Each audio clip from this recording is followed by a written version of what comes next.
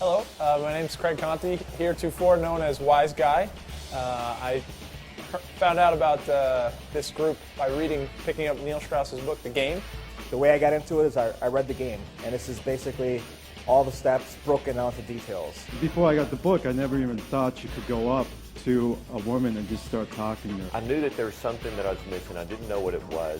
When I read the book, The Game, I realized that I was finally on to what that final part of the puzzle is. I came out here, met some fantastic guys, everybody willing to help, everybody kind of in the same boat as me, similar problems, similar stories. We went out, we used the material, and it worked like a charm. And this is going to change my life in so many ways. I mean, I already have so much more confidence. I can talk to women and men. I feel like even at work or when I'm relating with anybody, it's going to help. It's so adaptable. It can work for anyone in any situation, from a loud dance club to a quiet bookstore to your work environment to any interactions with people. It's not even just your interactions with women. It's an invaluable experience in my life that I think is going to change my life, not only in pickup and seduction, just life in general. Look, I'm 43, and the girl that was attracted to me was 20, and come on, that's just crazy. Made out with a girl, got several phone numbers, all kinds of keno. I went out and I was opening sets and I was meeting new people and having amazing conversations with women that I had just met. In 2 nights I wound up meeting and making out with girls that I had just met, something I had never done in my life. So we're not talking just about women here, but it's about having the ability to bring whatever you want into your life.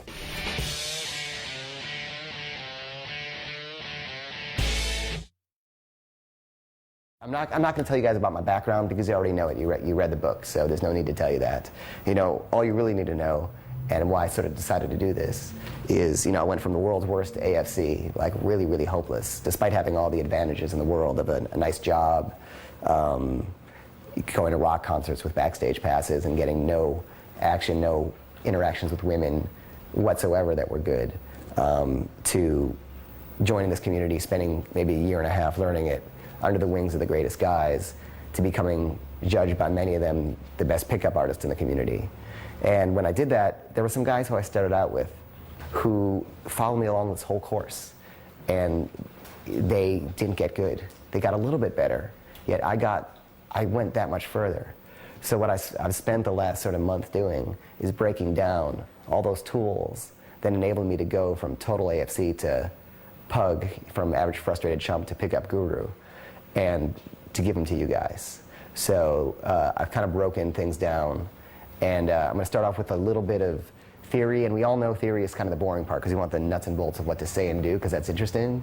But what I found was when I started this, I wanted the routines, the openers, the lines, and when I got deeper into it and I started getting good at it, then I wanted the theory and the big ideas. So you guys are all going to go home with this DVD of this. So later on, you're going to want to go back to the theory parts and learn those. Also, I'm going to blitz you with some routines. I'm just going to do one after another, probably tomorrow. And just relax, enjoy and watch the performance.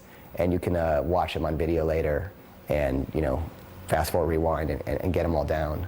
Because I'll just give you guys the tools that you're going to need to go out tonight, plus the tools that you're going to need so you can just keep watching this and getting it all in there. Because I'm going to try and download everything I've learned into your guys' heads. So it's going to be a pretty cool week.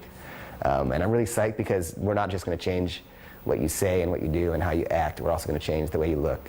So I want to get a good look at yourselves now, and we'll see what happens on Sunday. We'll see how far we can go and how far you're willing to change, because I don't want to make anyone do anything they feel isn't them. At the same time, if what is you hasn't been working, there's no reason to, not to change it. I actually, with Ross Jeffries, I worked on him for a while physically. Like, we had him grow these cool sideburns and dress a little bit differently, and he snapped back to who he used to be. And it happens with guys, and it's something to watch out for. I call it AFC reversion syndrome. You start to get good at it, and you're getting these changes, and then you get lazy and you think, oh, you know what, I'm pretty cool after all. I have this to begin with, and that's true. and then you let go of everything you learned and snap back to who you were. And I've seen it happen with about half the guys who get great.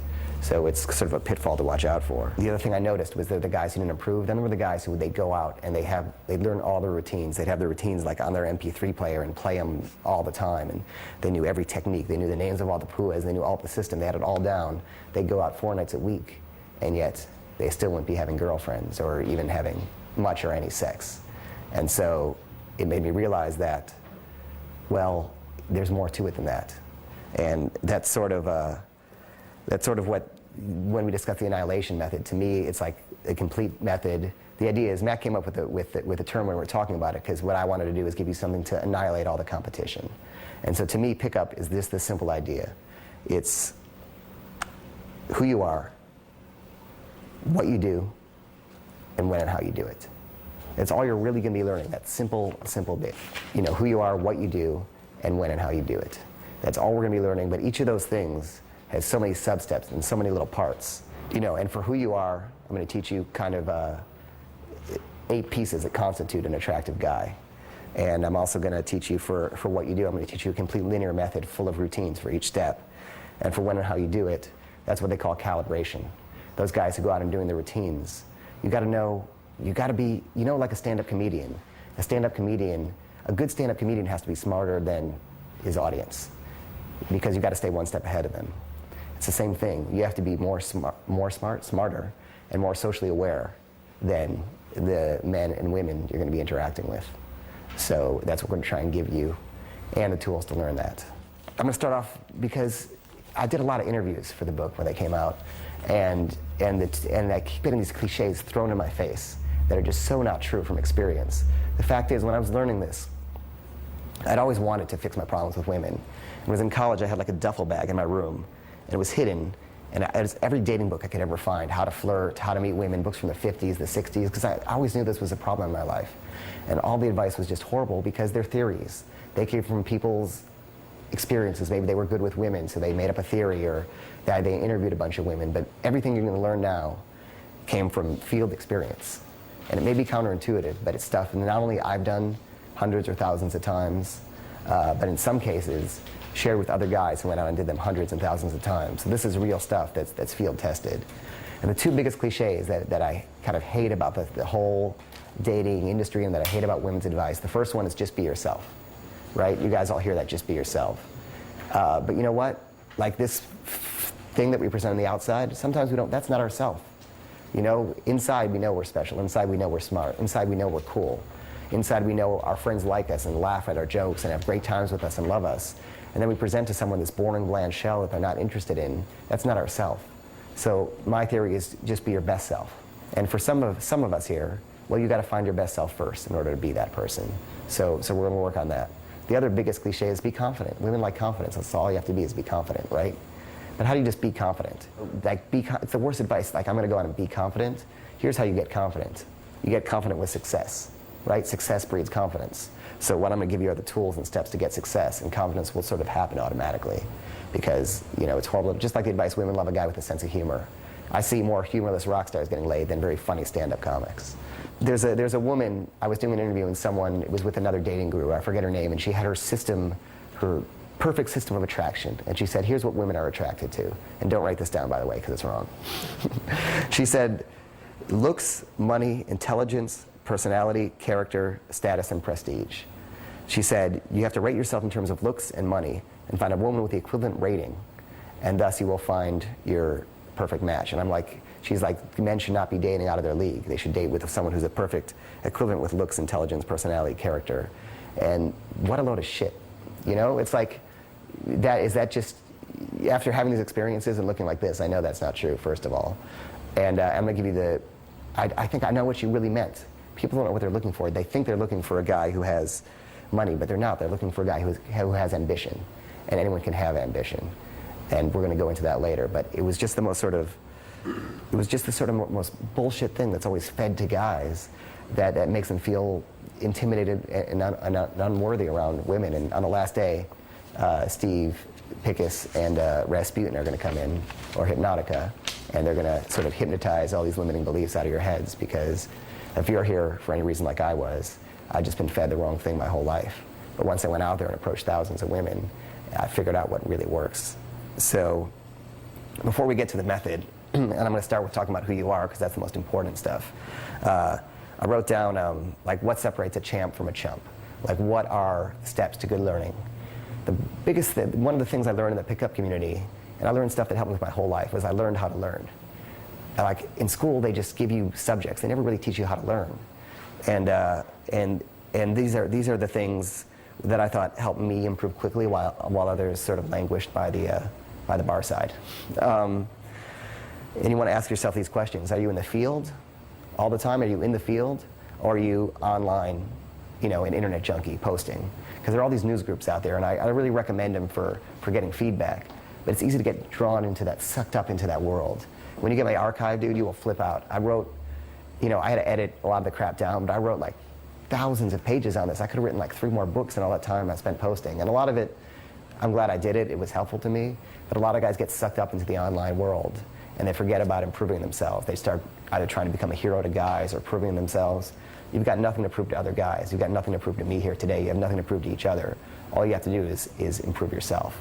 So, if you catch yourself going to too much, posting online too many hours a day, or going to too many seminars, I chose you all because you hadn't been to another seminar. I didn't want people who were seminar junkies. I don't want you ever to go to another seminar again. You should get everything you need, and the tools are out there, the resources, they're to help you with little bits. If you want someone to help you with your sexual technique, those guys are out there. If you want someone to help you with little parts of your game, or ebooks and things, those guys are out there. But this should be the only one you ever have to go to, because you're going to get everything you need. The next thing is, how do you learn? This is how we're going to learn today, and this is how I learn, which is use small chunk your knowledge. Like I'll get guys coming up to me asking me about sexual technique, and they're virgins. You don't have to worry about how to give a woman an orgasm until you're actually going on dates. So you take it one step at a time, right? So, and this is how I learned. At first, my only goal, and your only goal tonight, is to open. All I wanted to do was walk into a set, open successfully, not have them be rude to me or kick me out, and then I'd leave and I was fine. So, and once I could do that, I'm like, okay, I opened. How do I continue the conversation? So I learned what to do. I walk back in, I open, I continue the conversation, and good. I learned that, I did fine. I kept a 10-minute conversation going. What do I do next? Open, continue the conversation, demonstrate some value so they're interested in me. I'd go back, I'd open, I'd demonstrate some value. I do those pieces, and I'd learn it all till I'm like, what do I do? She's in bed, and I know she likes me, but she's saying she doesn't want to sleep. You know what I mean? Till you get to the last point. Till you get to, till you're figuring out threesomes. Or, I got an email from a Mysteries business partner, a guy named Savoy, yesterday, and he was asking advice on how to get a five or a sixsome going, because he'd had some threesomes, but he wasn't enough. He wanted to get a fivesome going. So my saying is, when pigs become hogs, they get slaughtered. It didn't work out for him, but that was the same principle applied to the super advanced stage. But before you worry about getting fivesomes and sixsomes, we're going to worry about opening and getting things started. So small chunk of knowledge into your head, and work out real life problems. Don't work out imaginary problems that don't exist yet. Work out real problems you get in the field. The next thing is, I had you guys get 3 books. Whether you read them or not, doesn't matter. At least you have them in your library and it looks good. I had you get Introducing NLP. I had you get, or I got for you, I should say, The Art of Seduction, and what was the third book? Influence. All great books. And one of the pieces that I got out of Introducing NLP was the model of learning. And I think it's a great model for learning. It's kind of what you're going to think. We all start at unconscious incompetence. We're doing it wrong. We don't even know we're doing it wrong. Then you read the game, or you find the community, or you get David D'Angelo stuff, and you go to conscious incompetence. You're doing it wrong, and you know you're doing it wrong, right? What we're going to work on this week is conscious competence. We're going to start doing it right. It's going to be an intellectual exercise, because you're going to be forcing yourself to do these things knowing you're doing it. And your goal when you take this and leave here is to get to unconscious competence, right? Where you're doing it right, and it's just natural. It's just who you are. And I have a theory for fun. This isn't even part of it, but I'm just curious if you guys don't mind being open about it. There are guys who are naturals and guys who are unnaturals. I'm an unnatural. I had to learn. We're all here learning. My theory is that naturals lost their virginity when they were like 12, 13, or 14. And guys like us lost it maybe at 17 and older. Did anyone here lose their virginity before the age of 17? You did? All right, you're fired. Get out of here. No. I was 16. You were 16. Whatever. That was close. Okay, that was 12. close. Exactly. Yeah. Whenever you see a guy who's naturally good with women, ask him if it's not rude. He's not going to hit you in the face when he lost his virginity, because a lot of times it's really, really young. It's really interesting. I think because they go through puberty, and it's like women don't hold any power over you because you lost your virginity, and you can actually be comfortable in yourself around them. Even at 16, you're going through 3 years of puberty, just sort of in fear of this thing or hoping to lose this thing. I mean, I don't know about you guys, but in an American Pie sort of way, my obsession in college, in high school and college, sadly, was to lose that onus of virginity hanging over my head. By the way, we'll get to that in a second. And I'll read you a quote from Pumping Iron by Arnold Schwarzenegger, and he was talking about being in the gym, and this to me is pickup philosophy or anything in life. He says the last 2 or 3 or 4 repetitions, that's what makes the muscles grow. That's what divides one from a champion and one from not being a champion. If you can go through the pain period, you make it to be a champion. If you can't go through it, forget it. And that's what most people lack, having the guts. The guts to go in and just say, I don't care what happens. I have no fear of fainting in the gym. I threw up many times when I was working out, but it doesn't matter because it's all worth it. I mean, that's straight up the philosophy that's going to separate the amateurs from the champs in this.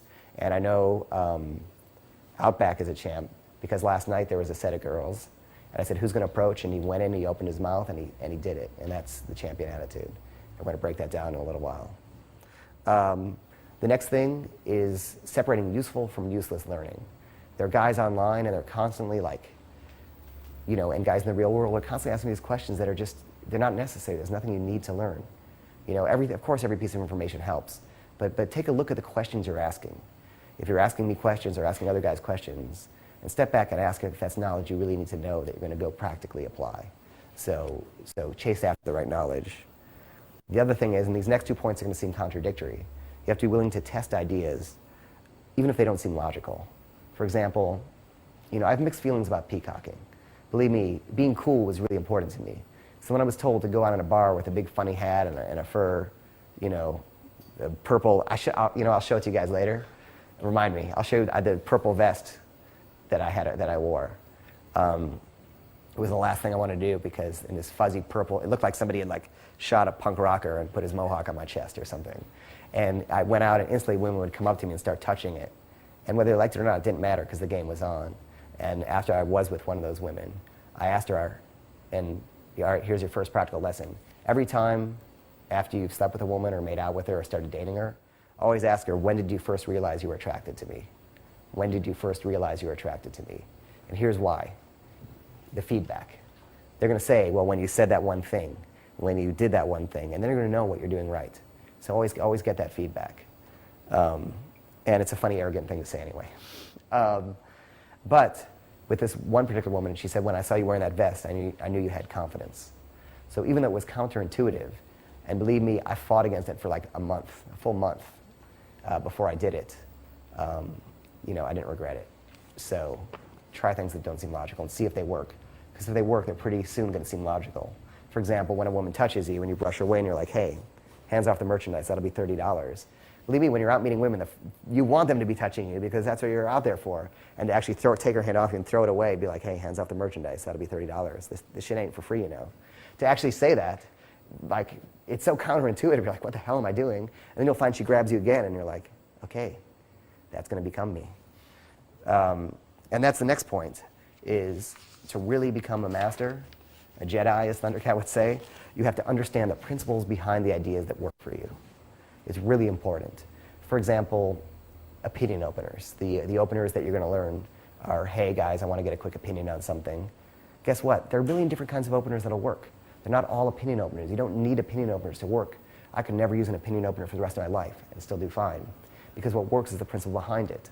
That's a neutral topic of conversation, that it's spontaneous, that you're not hitting on her, and there are a million things you can use. Same with taking her hands off me. It's conveying non-neediness. It's conveying higher status. If you understand those principles, you can generate your own lines and routines forever. So as I go through the things, I'll try to explain the principles behind them, or you can ask me about them. I'm glad we're talking and getting down to the nitty-gritty, because last night at dinner I was like, damn, I got so much information to share with you guys. So it's cool to start vomiting it forth. Here's the next thing. Who do you blame? When you go out at night and something goes wrong, who are you blaming? If you're blaming her, it's not her fault. There's no such thing as bitches. There's no such thing as women who are just mean. We're all out at night. It's always, this is my attitude, it's always my fault. Everything that goes wrong is always my fault.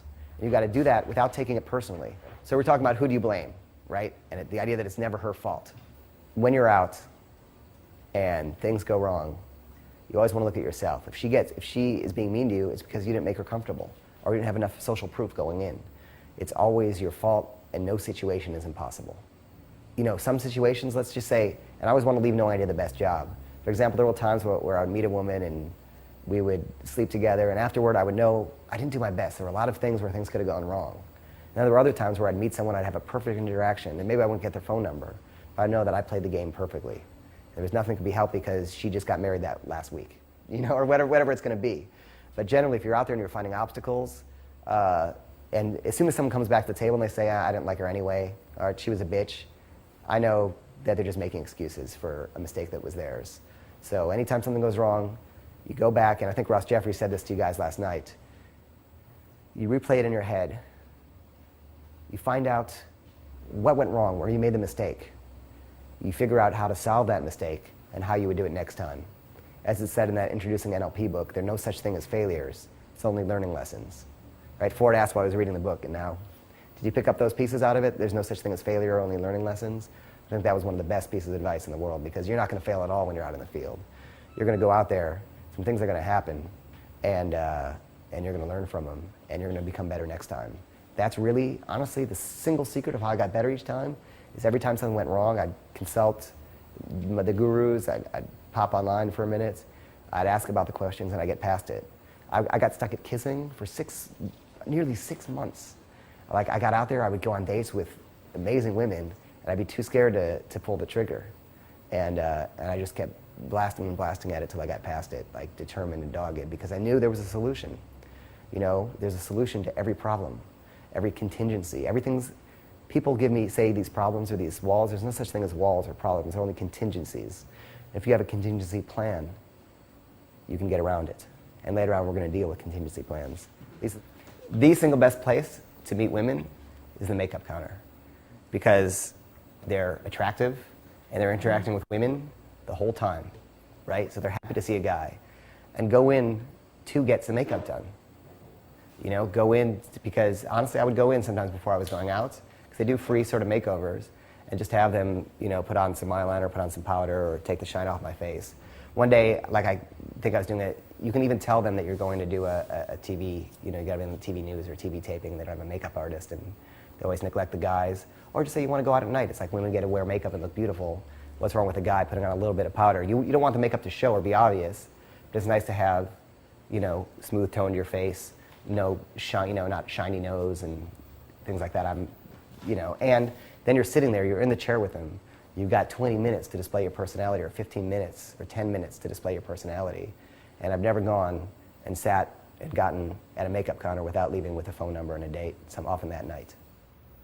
They're never hit on by guys, and they're all attractive. And you got a captive audience for 10 or 15 minutes, and just by going in there and getting that done, they already like you. Girls love to play with dolls, you know? The secret is, if you go out, have them do your makeup, have them take you shoe shopping, all those things they love, you know? So it's awesome. Maybe we'll even do that. Can you see yourself doing that? Yeah. Bring it on. I knew Outback's down. So here's the other thing. So once I got good at this, all the other pickup gurus sort of try to break down how I proceeded so quickly. Ross was the fact that I would replay it in my head, not take it personally, figure out my mistakes. Mysteries was, remember in the book, after the first workshop, when he looked at me and said, "You're going to be a superstar?" And it blew my reality wide open, and I still haven't come back from it. But the reason he said that was because he noticed that when I went into a set and I ran out of material, I would keep going. So the next lesson in separating the chumps from the champs is push it 20% further than your comfort zone. So you run out, say, you know what, it's blowing, I'm out of material anyway, so I'm going to push it further, and maybe I'll learn something. Maybe I'll come up with a new routine. Maybe I'll hit on something that works. So when you're out and you're done, it's just for experience and practice anyway. So push it 20% further. Next one, and this is a life skill. All these are life skills, honestly. Everything that you've just learned so far are life skills. You want to do this with work, with everything. But the next one is hang out with people who are better than you. Hang out with people who are better than you. Get a mentor. And sometimes it's easier said than done, because I get thousands of emails, but sometimes someone breaks through the system. And this is the secret. Here are the two secrets to finding a mentor. One is show them that you're willing to learn. Everyone wants to have a great pupil who's going to rise quickly and is a good learner and can be great. And B, show them that you're non-threatening. Nobody wants to like have a pupil who's going to eventually just wants their power and their success and status, but will respect the teacher. So I think the reason, because when I started this, none of these guys knew I was a journalist. I didn't tell them I worked for the New York Times because, well, if I told them I worked for the New York Times, first of all, they wouldn't be as open with me. Secondly, they have kind of high expectations of me. Thirdly, they'd either not talk to me or angle for an article the whole time. So I was just style, I told them my real name was Chris, whatever. Like I'd get phone calls, it'd be for style or Chris or Neil. When I did stand-up comedy, I was Neil Todd. Like, I probably have like 30 names out there. I do inside trading no, just kidding. And I think they did it because they saw that they would teach me, I would learn, I would go out and do it, and I'd take a lesson back from it, and I'd respect them as a teacher. So it's great to find mentors if you're a quick learner and sort of non-threatening. And the last thing, the most important thing is, you always want to look at your efforts to results ratio and make sure it's improving. Because there were guys who I knew who put in tons of work. They were obsessed. They worked on it all day. All night they were talking about it. They come up at 2 a.m., stay up till 5 a.m. talking about it. And they weren't getting any more success. They were just getting better in their own head, not in the real world. So if that ratio isn't increasing, stop, step back, take a look at what you're doing because you're doing something wrong. Something I always told guys is that pickup or seduction or attraction or courtship, whatever you're going to call it, it should always be a glorified hobby. The best way to pick up women is to have something better to do than to pick up women. Like, just a small example, if you're trolling the beach with your friend, looking to meet women, well, you're two creepy player guys on the beach. But if you're on the beach in a wetsuit and a surfboard and you're going surfing and you happen to stop and talk to a girl, then that's okay. So that's a simple kind of metaphor as well as practical example of doing it. I wouldn't advise going to the surf store and renting a wetsuit and a surfboard, unless you're really going to do it, which I recommend. Surfing has taught me a lot of valuable lessons for the game because it forced me to be in the moment. And one of the things is when you get out in the field, you're going to have to be in the moment. It's like surfing when you're on a wave. You're going to do all the preparation here today. And once you go in the field, you just put your cheat sheet, your flip book, which I gave you, put in your back pocket. Study it before you go out, put it in your back pocket, and don't look at it again till you need it, and just operate on instinct. Whenever I do an interview, this is my interview secret. It's what I did when I went in the game. Is I'd write down, say I just interviewed, say, Madonna, which I did, and I'd write down every question I could ever want to ask her, 4 pages of questions. And then as I was flying over there, I would just study the questions constantly till I had them all memorized. Then before I went to meet her, I'd fold it up, put it in my back pocket, and then just have a conversation, a natural conversation, never look at it again. Because I always knew what I wanted to ask. There were never dull, quiet periods. And if I didn't get to every question, it didn't matter. I got the answers I wanted anyway. So you want to have that attitude. Put your routine, your cheat sheet, your flip book, if you want it, in your back pocket, and go out there and be in the moment. Because if you're not in the moment, you're going to lose. It's like surfing when you're on the wave. You can't stop to think about it. You just got to ride. So anyway, those are the rules for learning. And now I'm going to step back and let you guys kind of talk to me. So I want to find out what your needs are, what you want, a little bit about you.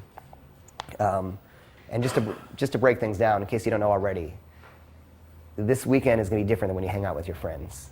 We're going to be 100% honest with each other and ourselves, which means I'm going to tell you some things that your friends don't tell you. And so is Lisa and maybe some other people we bring in. And they're following the rule of not taking it personally. They're all going to be meant as constructive things. Because your friends, and I hate to say this, but it's true, if you want to change yourself, your friends are going to hold you back. If you want to change yourself, you got to hang out with other guys who are on the same path, who are not your friends, and work on changing yourself. And once you become that new guy, your friends will eventually accept it. If you think, as guys often do, well, what will my friends think? What will people at work think? You're going to lose. Oprah, to quote we go from Arnold Schwarzenegger to Oprah now. I'm really giving you some high, I'll quote Wittgenstein later to make up for it. But Oprah said that when she lost weight, she lost a lot of her friends. Her friends wanted her to stay fat because it helped them feel good about their own weight. So, I hate to say it, but on this thing, you're on your own path. And you can do it alone or with some new friends, some new nights. Don't trust the villagers. Okay? It's really, really important because they're not going to like it when you change. They're going to be like, that's not you. It's just not the you they're used to seeing that made them feel good about themselves. So it's hardcore. And two, sometimes I'm going to be cruel, or I'm going to be mean, or I'm going to tell you really, things about yourself. And you know what? Another thing they said in introducing NLP is that when you see a new behavior, new thing, you might as well try it on and see if it fits. If it doesn't fit, you can always throw it out later. If I'm changing your hair, guess what? It's going to grow back, except for yours. It's okay. I'm with you. I'm in the club. So if you don't take it personally and understand that it's constructive and subjective, you'll be fine. And so to that end, we're going to do a fun game, which I like to call First Impressions. Okay? So you're going to be honest with each other, which is, we're going to start out with Rourke here, and these are everyone's nicknames. This is Rourke.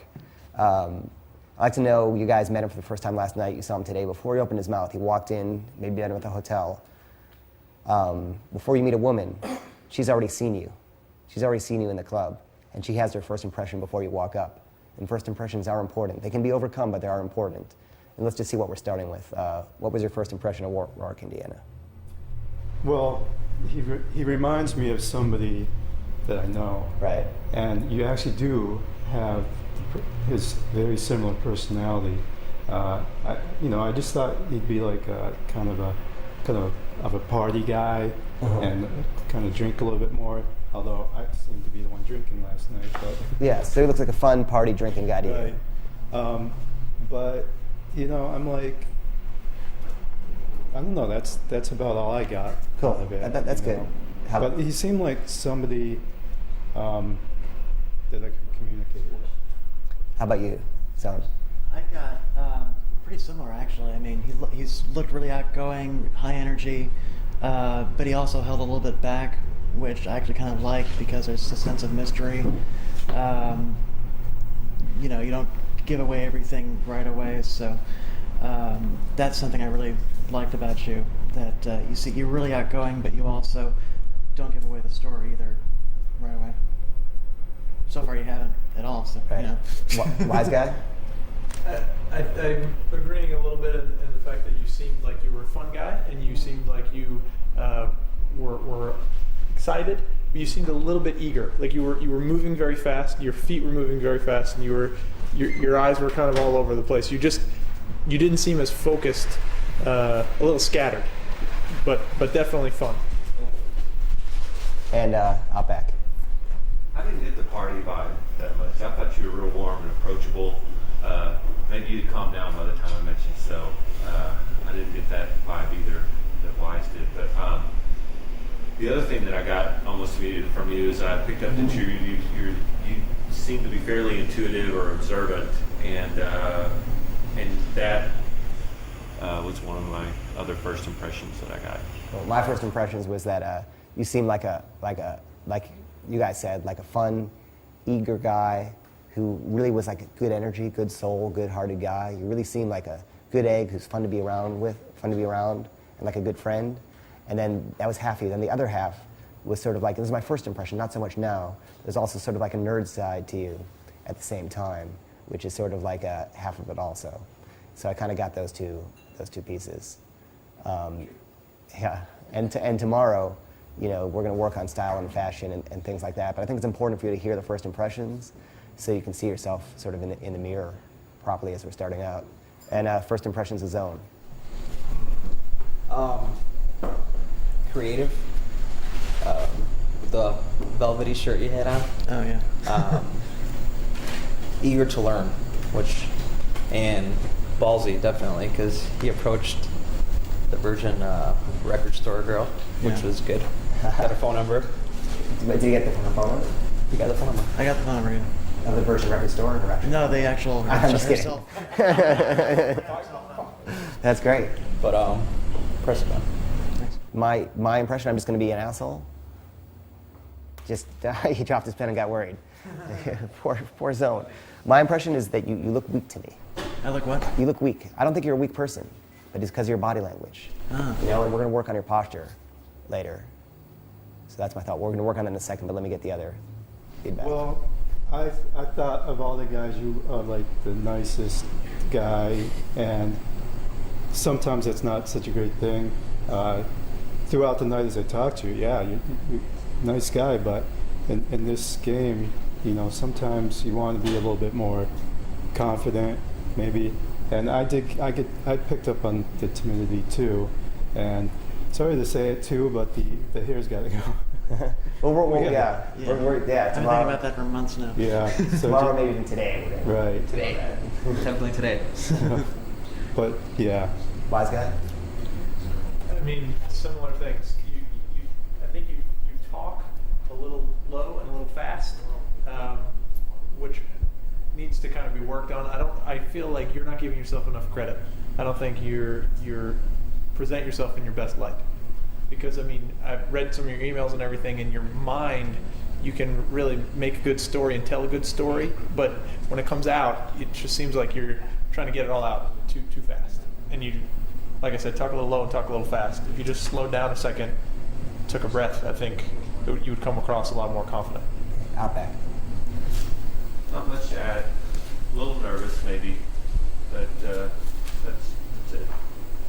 Well, all right, I'm going to teach you a quick lesson. And this is something that I'm not only going to teach you, but I also do it with women, too, in the field. So it's your first little routine. But stand up for a sec. Touch the top of your spine. Top of my spine? Yeah. Right. That's not where it is. But you walk. Here's the thing. You walk as if you think the top of your spine is right there. And that's why your head kind of hangs forward, right? The top of your spine is right there. Right? The top of your spine, it ends in a ball right there. And so you always want to think of lengthening your spine and keeping it straight. Your head's on a ball and it sort of turns on that ball.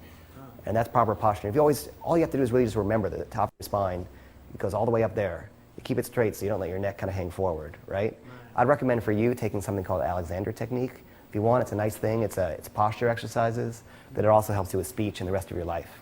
But I'm going to save you the money on the Alexander technique by telling you all you have to remember is lengthen and widen. You want to think that all the time, you know, lengthen and widen with your posture, right? Body space. Yeah, so you want to, I want to see, what's alpha male? I want to see you sticking your chest out. You go concave on the chest. So, I'd like to see that. And we're going to talk more tomorrow about fashion and style, give you more details. But I think your biggest physical sticking point is, is posture. And it's really important. I find, you can sit down, by the way. But I do find that with women, I'm so attracted to good posture. It shows such confidence. Like a woman with just great posture is great, and it's like about 10 times more important, for a guy. Indiana, first impressions, Indiana, Rourke? Lush. No. You know what? Just quiet guy. Mm-hmm. Definitely a quiet guy. Not outgoing, but willing to learn because during dinner time, you asked a lot of questions. So let's talk first impressions. As soon as you saw him, when you see someone, you size them up right away. Quiet guy, very shy. Didn't really say hi. How about you, Outback? What were your first impressions? Personality-wise, he's a nice guy, but you had a couple of flakes of dead skin in your eyebrows. It was such a distraction that it just overwhelmed Mike. And I'm just glad to have the opportunity to be honest enough to tell you that was they were small, but it's so noticeable because everyone's kind of trying to make eye contact with you, and then they're right there. Right. So that just really overrode a generally good personality impression. Mm-hmm. That's why all guys, you always got to keep your nails clean and shave the back of your neck. A lot of guys don't. It's so funny. Guys don't do that. I don't know what the hell they're thinking, but from behind it just looks retarded. It's not. I was going to say earlier how looks aren't important, but being well groomed is. And you need these things that are well groomed. The only reason is because I'd advise every guy to get a manicure, not because it's the metrosexual thing to do, but because once you get a manicure, you start noticing other people's nails, and you realize that women notice those details on you because they take care of them on themselves. So it's a cool experience to go get a manicure. What were your first impressions of Indiana? My first impressions? Yeah. You seemed pretty shy. Mm-hmm. I mean, you were pretty quiet. I mean, you seemed like a little bit out of your element. Mm-hmm. Which I later found out you kind of were. But you also seemed like you were really eager to learn. Mm-hmm. You weren't comfortable, but I thought that maybe because you were where you were with us, right. That you wanted to be more comfortable. So. that was probably a combination of you and the environment we were in. Right. Wise guy.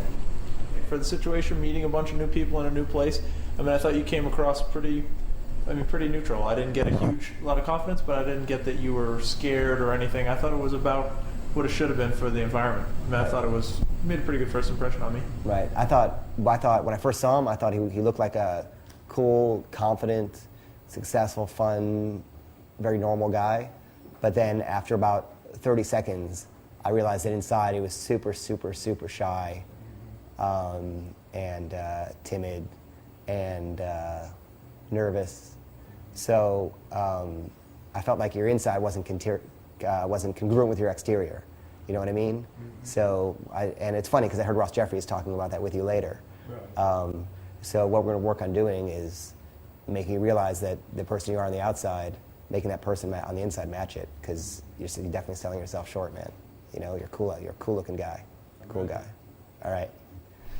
So, Wise Guy, what are your first impressions of him out back? The guy is a great icebreaker, and that just really comforted me that he could fill the pauses in our initial speech and that sort of thing. And so I was pretty well put at ease. And it was generally good first impression that it's just very relaxed. How about you, Indiana? Pretty good impression. I mean, we kind of started talking first of all, I think, and that's when it kind of arranged to meet everybody meet up, and you know, it seems like we had things in common too. So overall, pretty good impression. Yeah, interesting guy. All right, Zone? I just was really struck by your confidence. That was really the thing that had the biggest impression on me. You know, you were talkative. You knew you had ideas. You had a great sense of humor. I almost wondered why you were doing this, because you seemed like you seemed pretty natural with what you were doing.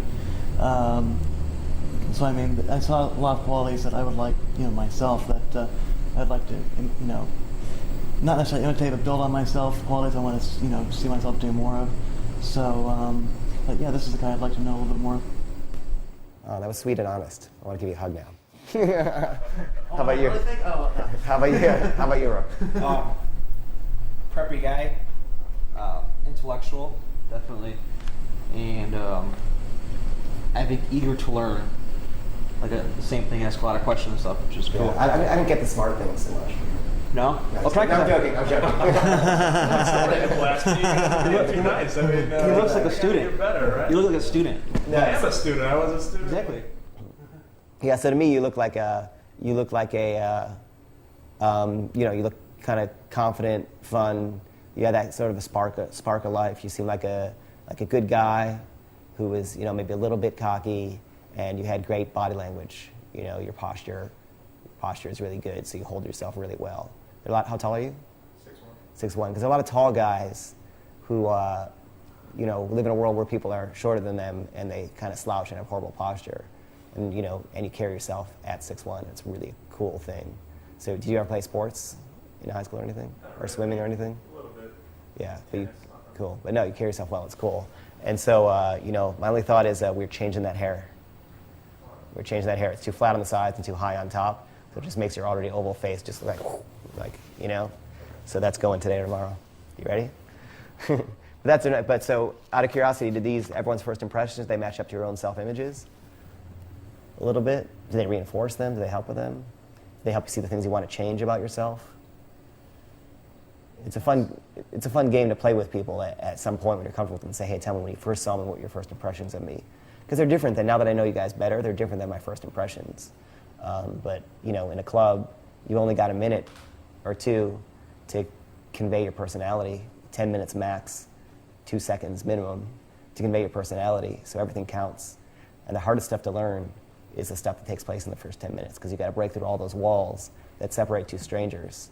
So Kobo Abe, who's a Japanese writer, he did a book called The Woman in the Dunes. It was also made into a movie. He said, all my books are about the same thing. They're about the fact that the city is the first place where one stranger meets another stranger who's not an enemy. Because we're wired evolutionarily for a tribal existence, where if there's a stranger, they are your enemy because they're not part of your tribe. So in the club, we have to let these people know, get over their hard wiring against the enemy, that we are friendly which is one of the reasons why you always smile on the approach, for example. So another thing I want to ask you guys about, we're going to do a little interactivity before I get down to annihilation method stuff, is why you're here. Wise guy, why are you here? Because I want more freedom and more choice in the women that I interact with in life.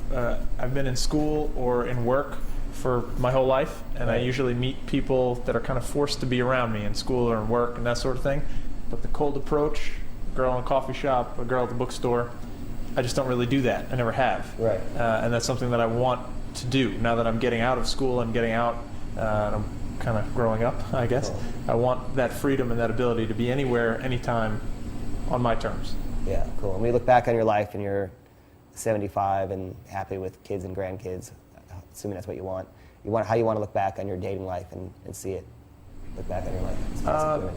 I mean, as fun and on my terms. Yeah. Cool. Outback, why are you here?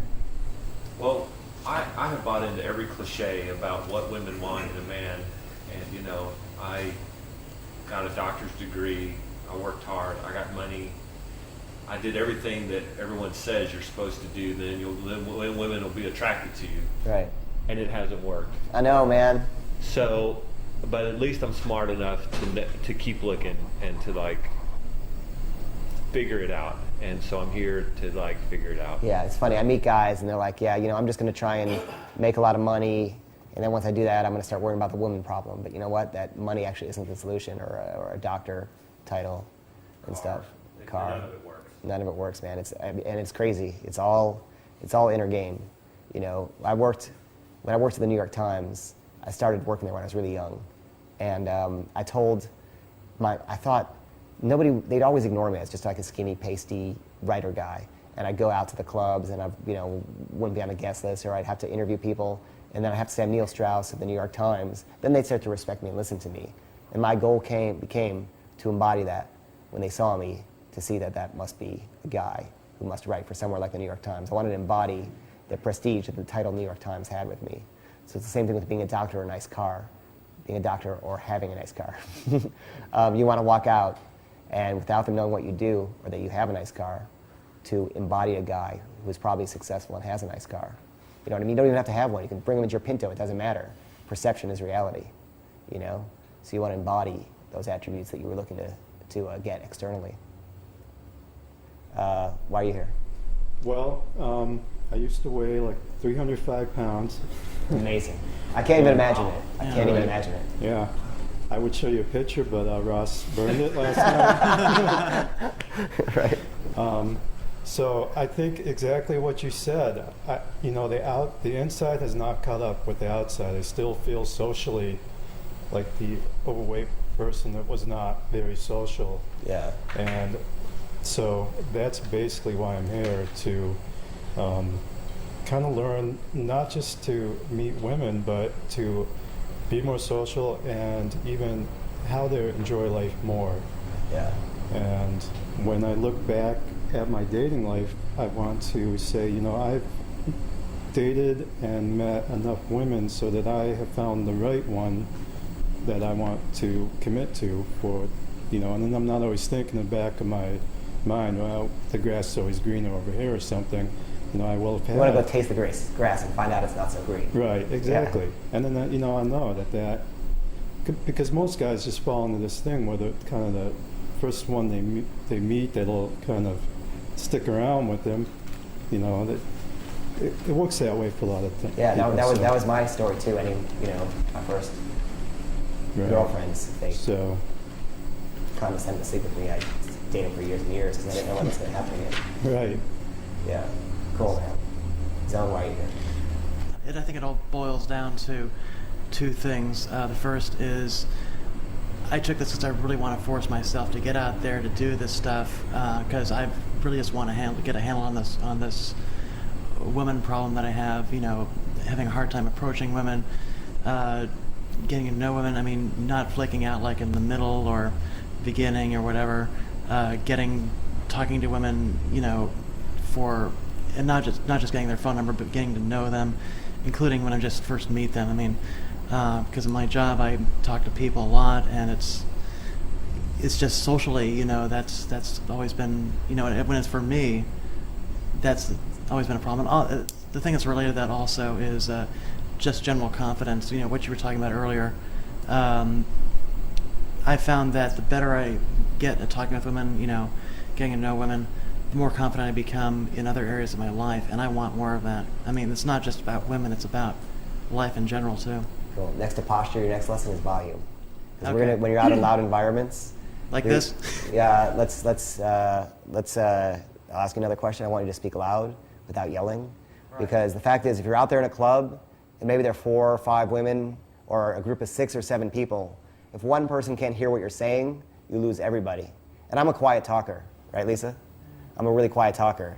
And I had to force myself to go out there and be really loud, because the volume you're hearing your voice at in your head is not the volume you're hearing it at. You think you're speaking loudly, but it's really, really quietly. So you have to adjust your internal volume calibration. Because when you're talking loudly, it's going to sound like you're screaming to everybody else, but you're really not. You know, I'm a quiet talker too, and I had to get over that. I studied with a guy named Arthur Joseph and did something called vocal awareness. You don't have to do that, but he has a book on it. It's pretty cool. It's called Vocal Awareness. And I think your voice is a metaphor for so many things. Your personality is the most vulnerable part of yourself, your voice. Because when you speak, it's just really you. It's like your soul. And I think there's somewhere you're sort of holding it back because it is really vulnerable and you are kind of shy and timid. And it's reflected in your voice. So I'll pick on you a little later, but be conscious of really starting to speak loudly. Because when you're in the clubs, it's merciless and unforgiving. I was telling you guys yesterday, a lot of guys, when I talk to them, they like to sort of flirt and hit on waitresses and try to get the phone numbers of staff at record stores and things like that. But they're paid to be polite to you. They have to be nice to you. They don't have to give you their phone number. You know when you're doing well and when you're not. When you're going out to a club, they're not paid to be nice to you, the women, or out to a bar, or out to a cafe, or the beach, or the street, or the elevator. They don't have to be nice to you. And that's where I want us to practice, because that's the real world. You're going to get the feedback you need. Why are you here, Rourke? I love women. That's it. No, I just, I want to get to a point in my life where I can date multiple people and learn about them and really learn what they want and learn what I want. And I don't want to settle for just anybody. And I have a lot of buddies of mine that are getting married now, and I feel that they're not happy. They just settle for the first thing that comes. I don't want to do that. Right. I want to really find what I want, find myself, which I still haven't done yet, and then go from there. That's my biggest goal. That's cool, man. I think we've chosen a good group, man. Those are all awesome, different answers, but admirable goals. You know what I mean? Because a guy who wants to be with a lot of women, well, he can go.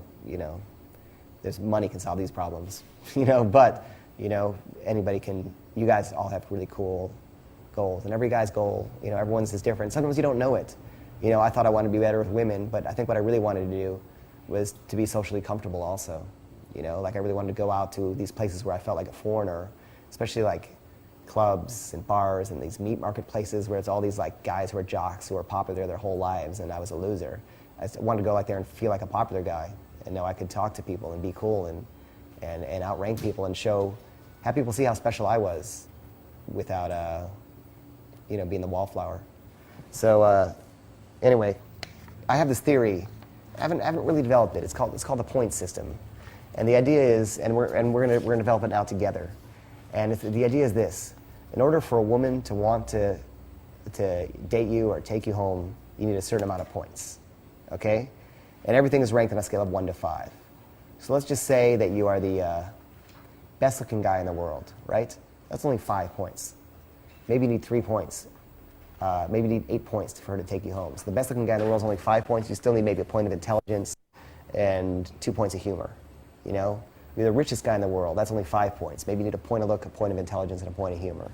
So my kind of general point theory, and we're going to play with this in a second, is that you need 6 points for a very low-quality woman to want to take you home. 10 points maybe for an average person. Let's just say 18 for a high-quality person. It's just for fun. It's just a rough theory. But these are the things they're doing. You can't just be the best-looking guy. You can't just be the funniest guy, just the smartest guy. The thing is, in the annihilation method, the thing is everything counts. Some things count more than other things. Guys are obsessed with looks. Looks are less important to a woman than status. So sometimes guys emphasize the wrong thing, but everything you do counts. Everything you do in your whole life counts. Women have awesome intuition. That's why some guys do better than other guys don't. They can tell instantly when you're being fake, when you're not. I had an interesting experience after the book, which is I talked to a few of the women in the book. They called me afterward, and I broke it down with them. And I really thought the whole time that a lot of them knew they were being gamed. They knew I was running material and routines on them, even though they didn't know I was part of the community, which was a surprise to me. And they allowed themselves to be seduced because they liked me. So they're really, really smart. They know what's going on, and they don't mind being hit on if they like you, if they're already attracted, and they'll allow themselves to be seduced. So the kind of rules, everything counts, and we're trying to get everything up and running. So I want you guys to write something down. I want you to take a piece of paper and just write the words Las Vegas. But not the word Las Vegas, write Lasvegas. So you write down Las Vegas. I'm going to tell you what they each stand for. We talked about annihilation method was who you are, what you do, and when and how you do it. Who you are is Las Vegas.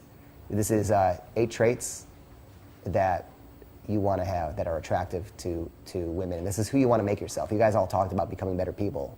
These are where you want to be firing. L is for looks. Fortunately, genetic looks aren't that important. As important as we think. They help, but they're not that important. All you have to do is be well-groomed. All you want to go out is be well-groomed. That's your number one goal. You want to stand out somewhat. Just not be a generic average guy. You think, well, if I just regular, I can get anyone. It's not true. You just blend into the herd of average, boring guys. You want to stand out a little bit. You want to have an edge to you. So most importantly, besides well-groomed, is you need to belong to a tribe that she either wants to be part of or at least wants to visit. We're very tribal when we go out. There could be the best-looking guy in the world, but if he's wearing like a big, white, greasy undershirt that's like stretched out and 4 sizes too big and some stained pants, no one wants to be with that best-looking guy in the world. But you see a guy who's medium attractive, but he's just like really cool. Maybe you're a rocker and he's just like a rocker. Maybe you're into hip hop and he's dressed like a rapper. Maybe you're into fashion and he's wearing a Vivienne Westwood suit. He belongs to that tribe. The cool thing about about going more extreme is that at least you belong to a tribe someone wants to visit. So looks to me are being well-groomed, and we're going to go into this more again tomorrow, and belonging to a tribe that she either wants to be part of, considers herself part of, or wants to visit. The A is for adaptability. People never give this credit, but have you ever noticed that there are guys who are really uptight, and they can be good-looking and they can be successful, but they're really uptight? They don't go on dates and they don't get women. Women want a guy to be adaptable, and adaptability includes humor and intelligence. It's being able to, she can introduce you to her friends. She can also introduce you to her family. You can be a bad boy in the sack. You can be a jerk with your friends. You're exciting to be around. You're in the moment. It's spontaneity. You would think adventurous is a quality the guys need to have, but guess what? And not every girl likes an adventurous guy, but they all want an adaptable guy. But it's being spontaneous, independent, risk-taking, able to handle new situations. That's part of adaptability. There's a quote from an evolution book I read, which is, the species that does not adapt is doomed to die. So adapt or die, So you want to be flexible and adaptable. And there's solutions to each of these problems that we'll go into later, but the solution to looks is we're going to have Lisa here, we're going to have some other people here helping you style, we're going to take care of looks. The solution to adaptability we're going to talk about, it's traveling, it's cultural knowledge, it's exposure to new things and unfamiliar situations. These are all learnable traits. The next one, the S is for strength. And this is not physical strength, but the ability to protect her. Ask any woman what she really wants in a guy, and 50% of the time, the number one thing will be a guy who makes her feel safe. You ever notice how porn stars and strippers date these real big ox-like guys who are just they look like meatheads? Well, what they're looking for is strength. What they're really looking for is safety. You don't need to be a meathead on steroids to make her feel safe, because they're in a vulnerable situation. Guys think they're these sexual beings and constantly attack them. So they're looking for safety. You want to be a guy who can take care of things. No one likes a guy who can't take care of things. So instead of strength being done through money or muscle, we're doing it through decisiveness, through non-wissiness, through useful practical knowledge, knowing how to do things around the house, whatever it may be. an ability to take care of things, taking charge, being assertive, living in your own reality, as well as moral strength or values, be they good or bad. It's nice to have moral strength and values. And these make her feel, you want to make her feel safety and comfort, things like loyalty, all these things that show strength. And the solution, because you guys vary in different degrees in this quality of strength, I can see right now, and no one really has it all. And for fun, I just made a list of 10 points. I'll run them past you that will help you convey strength. But here's the solution. The solution to any of these problems is becoming self-correcting in your response patterns. So in other words, say you're out with a girl and you pick her up, and she says, "What are we doing?" And you say, "I don't know, what do you want to do?" You realize that doesn't show strength. You're not decisive. You're not making you feel safe or comfortable. You don't have a plan. So that happens once, and you realize you said that. You're like, you know what? I got a plan. We're going to go down the Santa Monica boardwalk and ride on the Ferris wheel. I've always wanted to do that. Or you're at a restaurant. Where do you want to go? Fuck that. Be decisive. The idea. So you want to become self-correcting in your responses. Every time you catch yourself doing something that seems wussy or needy or not making her feel safe or indecisive, you want to catch yourself and fix it till you get to that level of unconscious competence. Women are always testing your ability to do this, whether they're doing it consciously or unconsciously. They're giving you, some of the guys call it shit tests, but they're always testing you on these things. They're seeing how well you can be manipulated. Don't fall for those traps. So here's a quick 10-point list. It's in your handout, so you don't need to write them down. But make decisions. Don't ask her what she wants. It's okay to find out her preferences, but make those decisions for her once you find them out. Don't change your opinion on what she thinks in order to please her or get rapport. Let's just say you like the White Stripes, and she's like, "I don't like rock and roll." And you say, "Well, I really like hip hop too."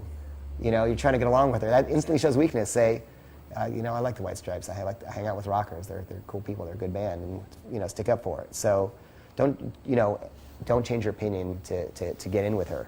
However, if she really persuades you logically that the White Stripes are just ripping off the blues, and there are all these blues musicians who are the real deal, and she convinces you logically, and give her the respect and say, "Okay, you made a good point there," but don't do it to get rapport. Know your environment. I was going to tell you guys this later and throw it in your laps for a cool demonstrative thing, but every city has a local weekly paper. Get that local weekly paper and study it. You should know your town, know where the best restaurants are. Hop on City Search and see the 10 best rated restaurants. Know how to get places and what to do and what's cool. So you're never at a loss for things to do. In fact, we'll get to this later with closing, but go on City Search or any website, check the 10 best restaurants in your area, decide, I'm going to go to all 10 in the next 3 months.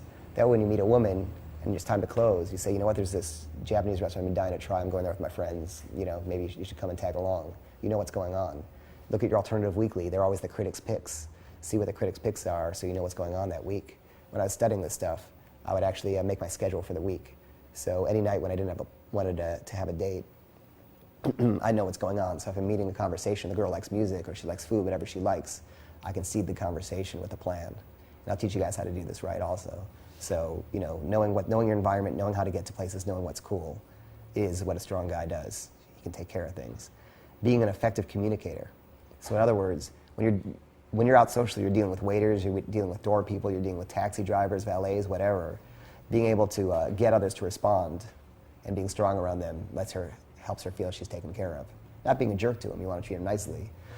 But if it's time to get the check, if the valet is taking too long, if you want a better table in the restaurant, doing these things is a really powerful thing. But it's good to have rules. And figure out what your rules are and what you expect of other people, So if you have a plan and she doesn't show up, or she shows up an hour late, you've got your rules. If she doesn't abide by them, she can't be in your reality. Storytelling. Storytelling is a good way to display strength about, that one day you were in Buenos Aires and this girl was being beaten by her boyfriend and you didn't know what came over you. You just kind of stepped in the middle of it and thought you were going to get the shit kicked out of you, and you ended up doing a little bit of damage on this guy. And he was like a foot taller than you. Whatever the story is going to be, I'm just making that up off the top of my head, to be honest. But hopefully they're true stories from your life. But storytelling about protecting a girlfriend from a threat because, well, it's just your nature. You couldn't help it. You wanted to defend her. Or about kicking someone out of your life because they had an infraction of your rules because you have a zero tolerance policy for bad behavior. You like that. You know, girls like daddy. Daddy was strong. In situations where people are confused or indecisive, take charge. Everyone's trying to figure out where to go. Say, you know, we're going here, we're ordering this, whatever it was. Not tolerating bad behavior, we said, or letting her manipulate you like she does. If she can't manipulate you like she does to other men or her father, it's such a great trait of strength because you're constantly being tested for that. I remember when I did a book with Marilyn Manson, and his manager found out I'd done this book, and he said, I remember one day you were over at this girl's house and you were painting her walls, and she went out on a date with another guy while you were painting her walls, and he called me up and asked what to do. You know, even though I knew what to do and how to paint, I didn't even know how to paint. I just said I did to get over to her house. But even though I knew those things, you know, I let her manipulate me, and I lost while that other guy was out taking her around the town. So you're constantly be tested and be strong, and be worried about losing her. If you don't worry about losing her, you'll end up with her. I was doing a radio interview with a guy named the Grease Man in D.C., and he had a funny thing, and I really want to go field test it. He said, wear a shoulder holster. Like you're taking off your jacket and the shoulder holster is there. What does that convey, man? That conveys you're a strong guy who can take care of things. As long as you're non-threatening, I'm like, what a great idea. I'm like, I'm writing that down and teaching it. So how cool is that, you know? Mystery had a technique where, where he'd wear a money belt. And in that money belt, he'd have a paperback book. And he'd kind of rifle through it like it was a lot of money. Like, you know what? I had a good day today. I'm not saying do that, but it does convey something. You know, every trait that the whole money, looks, and fame thing is just a load of shit. You can convey anything. You know, you can afford a paperback book and be rich for a day. Perception is reality. And I know we're hungry and thirsty, so I'm going to get to the rest of these. So S is for strength. V is for value. Value is standing out. If you meet her, there are hundreds of guys she could meet. Why should she be talking to you? You know, what makes you stand out? Ford was saying earlier he gets flaked on. It's because you're not offering enough value. You know, what makes you different than all the other guys? It's being interesting. In the Tao of Steve, he says, be excellent. You want to be excellent. Tyler Durden had a word he called chick crack. So chick crack, he said, is all these things we learned, is the personality tests, the rune readings, the spiritual stuff, astrology, all the things that guys find boring, he said are like crack to chicks. So do what you want with that metaphor, but knowing something fascinating is good, and we'll teach you those things. We'll teach you some of those ways to stand out. Women want, just internalize the idea, as one woman told me who's a dating expert, women want to learn from men. If you're able to teach her something, if you're able to, as Ross Jeffries says, demonstrate authority over her world, you know, that's a powerful thing. Value also includes social proof, which we're going to learn about. If you guys read Influence, social proof is the idea that if everyone else is doing it, it must be right. So if you walk in the club with 10 guys, as we're going to do, we have no social proof. If you're one guy, you walk in the club with 9 girls. If everyone's doing it, it must be right. You know, they're going to want to meet you. So the guy who looks is extremely handsome alone in the corner of the club is not nearly as attractive as a guy who he may look like Jabba the Hutt, but if he's sitting in the center of the club, the manager's treating him like a king. He's got women fawning on him on either side. The women are going to be like, who is that guy, and want to meet him. So that's value, whether it's done externally through being pre-selected by social proof, or in the interaction by having something you can teach her, or something that makes you stand out. Sometimes just approaching gives you value. Sometimes being cocky funny, as David D'Angelo teaches, gives you value. But sometimes you got to pull out the hardcore stuff. So that's the V. E is for emotional connection. You know, that's that magic factor. Chemistry, emotionally connecting, having a quality that makes her feel emotionally excited around you, maybe aroused. So, you know, it's when you find yourself laughing together, saying the same things. It's when you discover your commonalities. They actually did a study that, I don't know if it's true or not, but when people find out they have commonalities, it fires PHP or some chemical that creates pheromones. So commonalities help create emotional connection. You know, emotional qualities like being compassionate, caring, sensitivity, having a tender side, having those contrasting sides creates emotional connection. And later on, we have a solution. We have things you're going to learn for all these qualities. We're going to teach you how to elicit values, stories, you know, just saying me too and letting her project. And there's an order when you're going to want to demonstrate all these qualities. The G is for goals. we said before, you don't need to be a doctor. You don't need to be a rock star. All you need to have is ambition and goals, you know? And when we get back, I want to talk about those with you guys. I want to make sure you guys all have ambitions and goals in life because it's an aphrodisiac. I mean, I always talk to women who broke up with a guy because he was just sitting on the couch, not doing anything and had no ambition or goals. And I think, you know, you don't need success. You just need a clear path toward it, like a dream. And if you combine ambition with potential, you're golden. You're as good as, you know, you're as good as someone who has it. And I think, and I have a theory that women are like A&R scouts. An A&R scout is a talent scout at a record label, looks for a new band that's going to be big. They're like A&R scouts of men. You know, they're going to invest in you if they think you're going to be big in whatever you're trying to do. You know, so you really want those clearly defined for yourself, and you don't have to worry about making the money. And you know what? It's good for yourself too. You know, and we'll talk about this for now, but or something to think about maybe during the break is, you know, identify who you are, your identity, where you want to be 5 years from now, and how you're going to get there. And we'll do that as an exercise. The A is for authenticity. To me, this is inner game. The guys who wear the peacocking stuff and go out and do the materials, they're just kind of, they're not congruent. You want to be congruent. And authentic means who you are on the outside is who you are on the inside. You know when you meet someone who's really nice, but you know they're a creep? You know, or they're trying to be mean and creepy, but they're really a nice guy inside? That's incongruency. You want to be the same substance, you know, all the way through. You really, at your heart of who you are, you want to be happy with yourself and like yourself. And that comes across. Then you can be a little bit of a jerk. But if you're happy with yourself and you like yourself and you're just having fun, you can put on all the jerky behaviors you want because they know you're a good guy inside.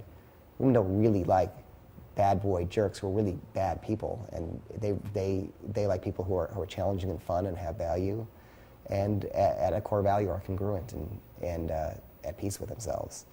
You know, and I think at the start of this journey, I wanted to be perfect. You know, I really wanted to be perfect, but I realized that the destination was about accepting your imperfections and learning to love them.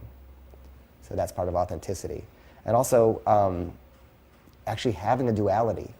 Being complicated, having two sides to yourself is incredibly sexy. If you're just one guy who's the nice guy all the time, the nice guy, it's really boring. So dualities, contradictions, complications give you a more compelling, rich, and textured personality. You know, it's actually good to go out of your way to convey two sides of yourself. Joseph Campbell says that imperfections, you know, are what make us human. When you describe someone, you're like that guy with the big nose, or that girl who with that funny personality quirk. Our imperfections are what makes us human. So, you know, what you can't fix, you feature. Accept some of your imperfections and realize that they're part of you, and they give you a rich, textured personality as well. And when I do that breakdown with women and say, what was it you first found attractive about me? It was often something really weird, like when you took my dog for a walk, or you put your glasses up your head in that way, and when they catch somebody just being themselves, not feeling like they're watched or performing, but just being themselves, it's incredibly intoxicating. And this really is inner game. When you get authenticity, when you get all these qualities we're talking about, and add authenticity, like nothing can stop you. Last one, S is for self-worth. You know, which is not just confidence, it is confidence. It's also high status behavior. You know, that's where cocky funny, that's where non-neediness comes in. But it's also being, and this was my biggest goal, I didn't feel worthy. If a beautiful woman liked me, I didn't feel worthy of this, you know, perfect specimen of femininity, liking a pale slouch like myself, you know? And so because I didn't feel worthy, I would never trust her indicators of interest, and I'd never kind of go for it. I'd always have doubts in myself. So you want to feel worthy of that and not be afraid to take up space in the world. You know, that's your problem zone. Like you walk, maybe it's a writer thing, because I have the same thing. Because you walk through the world trying not to get in anyone's way or not to take up space. Fuck it. This world is yours. Take up space in the world, man. Own it. When I found guys who were naturally good with women and really cocky, I'd ask them about their attitudes. A lot of them were raised by fathers who were assholes. I don't know why this is, but those guys tend to be cocky because they had for whatever reason. But he said, I walk out every day feeling like I just bench press the world. You know? Like that is a champion attitude. So, you know, it's having a lack of desperation. It's what we said about strength, having opinions and sticking to them shows confidence, even if they conflict with hers. And confidence is also not being afraid to admit you're wrong when you're wrong. You know, so success is going to give you this. affirmations, which you can learn from the books or from me or from maybe I'll give you some of them later. And actually, there are a lot of in the flip books that you guys have. There's a lot of that kind of attitude and inner game stuff in the first couple pages, and you want to kind of embody these to feel confident, and also becoming self-correcting. If you notice yourself having bad body language, if you're noticing yourself kind of kowtowing to be, I don't even know what kowtowing, what's the word? Cow tipping. If you notice yourself cow tipping, then if you notice yourself, neutering yourself to try and, get into her world, you just want to become self-correcting, and that'll help you be confident along with success. So we're going to take a little break and eat some food. But while we're doing this, I want you guys to do an exercise too as well. So we're going to eat some food. I want you to do an exercise, which is this. I want Las Vegas, all those qualities. I want you to rank them each about yourselves on a scale of 1 to 5. 1 being average. Give yourself 0. If you feel like you're not good looking, you don't get a 1, you get a 0. If you feel like you're not confident, you get a 0. If you're average with confidence, you get a 1. If you're a fucking superstar, you get a 5. Okay? Does that rating system make sense? I want you to rate yourself from 1 to 5. And each of those qualities, then add them up. Then I want you to do one other thing. I want you all to rate each other on those qualities from 1 to 5 and add them up. Don't show each other, but we'll talk about it later. But be honest. And rank yourself, rank each other, and all these qualities, and do a total. Does that make sense? And let's see where you are and where you need to work. Cool. Outback was ballsy. I've seen that you're very ballsy, which is good, but you lack confidence. From your initial time you walked up to us, and but I think that combining them both can be, I think you have a lot of room for improvement. Wise guy. I mean, I don't know. I talked with you a lot on the phone, so my first impression of meeting him was a little bit tampered by that. Right. But I very much get like a laid-back, kind of Texas, cool Southern thing. That's kind of the vibe that I think you give off. I kind of got quiet but not shy, just maybe laid back again. And definitely like a good, comfortable presence. Just like the clothes he wears, and everything just seems to be kind of congruent with what he's trying to present, I guess. So, Mine is kind of tapping in the same sense that that yours is, but the wise guys is. But it's you seem kind of shy, but there's an extrovert trying to get out of there. Maybe might be trying a little bit too hard, but you're certainly trying, and that's half of it right there. So I think that's pretty much where I'm seeing right now. I see a lot of potential there. So yeah, here's my thoughts on Outback. I think he makes a good first impression. He's also very quiet, almost so quiet it makes you a little bit uncomfortable when you're meeting him at first. There's a little bit of like a dark energy. I don't know what that is, but I'm just picking up on it. I'll give you the good and the bad. The bad is that you could come off as creepy when you first meet a girl because you're very quiet, you don't smile a lot, your energy is very withdrawn, which gives you kind of deep, lustrous eyes. That's the bad. The good is you have this charisma. And charisma is something you can't really touch or explain, don't know what it is. You get it over time, probably from your experience in your life. You've done a lot of things and done a lot of cool things. That shows. Like in the group, you're the first person I noticed. For some reason you stand up in the group, the eyes sort of drawn toward you. You just sort of radiate a natural charisma, which is really, really cool. So whether you're wearing it or not, it's awesome. And I think if you smiled more, you talked a little more, once you learn what to say, you will be talking more, had more energy. You'll have that charisma. And you guys talked about how you met a girl in the airport, and you took her back in the limo. And she was a little worried the whole time because she's like, I'm in the car with these guys I don't know. Are they going to abduct me? If that happens to me, they're never worried about that with me because it means that I'm safe and not threatening. And remember I said it's always your fault? If she thought that, it's your fault. So that's one thing you'll have to watch out for. So anyway, we talked about the point system. So I just want to see really quickly, because we got a lot to cover today, and I want to give you like hardcore routines, openers, lines. I want to give you the tools you're going to need tonight when we go out in the field, because it's going to be hardcore. So I want to give you those tools, but let's see what you guys rated each other, or rated yourselves. Just yourselves. Rourke, what'd you rate yourself? All together. Give me each one, and then give me the total for yourself. Looks 1. Okay. Adaptability, I have to say a 3. Okay. Strength, 3. Value, I give myself a 0. Okay. Emotional connection, I give myself a 1. Okay. Goals and ambitions, I give myself a 4. Okay. Authenticity, my inner game, I give myself a 1. Okay. Self-worth, a 1.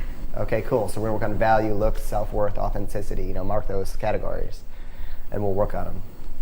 What'd you rate yourself? Maybe higher than it should be, or maybe it's not. What'd you give yourself for each category? I still have memorized what each letter stands for. So looks, I gave myself 3. Adaptability, I gave myself 1. Strength, I gave myself 1. Value, 1. Emotional connection, 3. But that's not all. I don't know if I was showing that last night, but anyway, emotional. Yeah, I put 3 for that. Goals, I put 4. Authenticity, I put 2, but maybe that's a little high. Self-worth, probably 1. Okay, cool. I think it's interesting how you rated yourself. It's not really how I saw you in terms of self-rating. So your self-image is not congruent with how you come off to other people. Yeah, I imagine that. But yeah. I think about some of those categories, but that's interesting. Outback, what do you give yourself? Looks 2, adaptability 2, strength 2, value 1, emotional connection 3, goals 0, authenticity 3, self-worth 1. All right, cool. So you got to work on goals and self-worth, and yeah. And what's the total? 14. We'll work on those. All right. So what do you give yourself on each category? A 2 on looks. Right. Adaptability is a 2. Strength is a 2. Value is a 1. Right. Emotional connection is a 1. Goals is a 3. Right. Authenticity is a 2. And self-worth is a 3. Cool. So we'll work on value and emotional connection. We've got to work on with you. And so what was the total? 16. So I'd go look at these and check the ones where you get low ratings from yourself and other people, and we'll focus on those. And later on, maybe at the end of the day today, and then in the day tomorrow, let's at least try and get each of those up a point, at the very least. Because if you can get them all, if you can get a 3 everywhere, if you can get it to add up to 25 or something like that, you're, hot shit. So cool. Did you want to do mine? Oh, we didn't do yours? No. So, okay, what's your ratings? Looks 2, adaptability 0, strength 1, social value 1, emotional connection 2, goals 4, authenticity 1, self-worth 0. All right. Total of 11. All right, so you got to work on your self-worth and your adaptability. Right. A bunch of shit. Cool, man. Which one of you wants to get it? Can you get this? Because this is, just so you guys know, when we're talking about looks, this is what I looked like maybe 4 years ago. And I have a video of me doing stand-up comedy. When Lisa saw that guy, she was like, I wouldn't even date that guy, And now you see me and this is who I am, but this is how I was, and this is how I presented myself to the world. Just looks like a pale, schlubby writer guy. I like to say I went from like a 5 to a 6.5 on the look scale out of 10. But 6.5 is better than a 5. Now you went from like a 3 to like a 3 to what? 7.5, 8. Awesome, man. I'll take that. But yeah, it's insane. I can't believe I was ever that guy. And like in your head sometimes, you're still that guy. There's that guy's voice in the back of your head telling you this won't work, they won't like you, and you just got to tell that inner AFC to shut up and die. Because that really wasn't who I was. I had to change myself, and I had to leave my comfort zone and do it. And believe me, it took me like months to be convinced. Every little step was like dragging myself across coals or across like spikes. Like I just didn't want to do anything. But as soon as I did it and was right, I was like, what took me so long? So anyway, that's that. That's funny. For fun, I wasn't even thinking this, but when we're all done, maybe you can kind of rate yourselves. Right. When we're all done with the final workshop, rate yourselves, and you'll see yourselves in like a month or 3 months on all these categories. It'd be cool to do. Where do you rate yourself? You know what? I'll rank them and do it. It'll be interesting. Before and after? Yeah, before and after would be I'll do that. That's a cool idea. Remind me. Out of curiosity, who'd you rank the highest in your listing, including yourself? Wise guy. Who'd you rank the highest in your listing, including yourself? Wise guy. Yeah. Wise guy. See, man, it's really body language, because you, for some reason, you've got good body language, and because of that, they give you the higher goals, which is when we talk about status, that's why it doesn't matter what you do. It's just how you present yourself to the world. I wanted to do all that. So think about the reasons why you gave them those high values, and then figure out how to embody those parts in yourself. It's really interesting. I mean, I think it's really, really interesting that people might undervalue someone, because their posture is different and because they're, you need a tan, brother, and because they're paler, so they look like they get outside less. They don't look like they have the other alpha male attributes, even though inside they might be just as smart or smarter, probably smarter. No, just kidding. I'm just teasing. So, so the fact is, it's what's inside that counts, but what counts in the game is how you can show what's inside on the outside right away. All right, so now we're going to talk about the fun stuff, which is going out tonight, any night, for the rest of your life, the structure of what to do. So I'm going to break it down a little bit. We're going to cover what you do. And any of you who've read the book know the simple version of the model, which is, this is my simple structure. You're going to develop your own. But I'm always thinking about when I'm in a set of where I'm at in this simple thing, which is you open, you use you demonstrate value, you create an emotional connection, you create a physical connection. That's all I'm generally thinking about. Those are just the big chunks. Because you got to open, you got to start the conversation, right? So now you've opened, you started a conversation, fine, she didn't boot you out, she didn't kick you out, but why should she keep talking to you? She could meet hundreds of guys that night, why should she meet you? That's when you demonstrate value. If you haven't already, you demonstrate value. Now she knows that of all the guys in the room, you're the guy she wants to be with that night. Me and my friends have something called a whole room destroyer. I developed it with one of the wings, and it's an incredibly cocky thing to say. But after we've demonstrated value, we'll say, you know what, I'll tell you what. I will introduce you to any guy in this room. Any other guy, point him out, I'll introduce you, and I promise you they're not as interesting as me and my friends. And that's an obnoxious thing to say, but it does two things. One is I've proven it. So before I say it, I know I've proven it. The second thing is when she declines it, she's admitted now that you're the most interesting guy in the room, so why should she meet anyone else? So it makes her almost acknowledge the fact that you're the man to meet that night. So, so that's called the whole room destroyer.